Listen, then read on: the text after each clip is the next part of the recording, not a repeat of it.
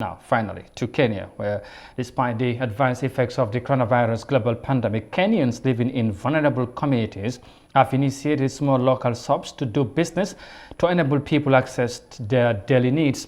As we feature in this report, a Kenyan woman, depending on her little jobs and support from her family, explains the challenges she faces to buy and prepare food for her 3 children. Here are more details of that in this report.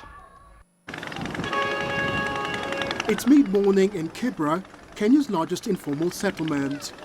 Many of its residents are casual laborers who've lost their jobs as a result of the economic downturn brought about by COVID-19.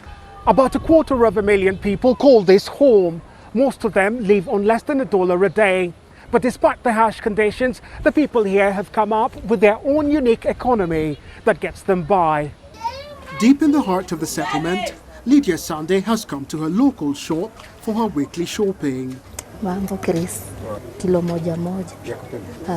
But this is not your average shopping trip. Known as the Kadogo economy or small economy, the principle behind it sees retailers selling goods in small quantities for as little as 5 cents. Things like sugar and oil. The quantity depends on how much you have. A 2011 World Bank study, however, shows low-income earners end up paying more than middle or even upper-income earners. Once her shopping's complete, she makes her way home through the narrow, muddy alleys in the settlement. Today I bought flour for ugali and for baking, some vegetables, some soap, paraffin, sugar and bread.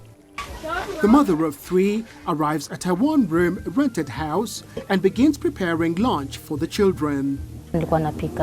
I used to cook twice a day because a local school provided lunch for the children in the area. But now that schools are open, they have stopped. Lunch today is vegetables and ugali made from maize flour and water. Up until March this year, she ran a small business but was forced to shut it because of COVID-19. She now depends on money from her family in the countryside and casual jobs within the settlement. She admits life is much tougher now than it was before the pandemic struck. But she's determined to see this period through for the sake of her children.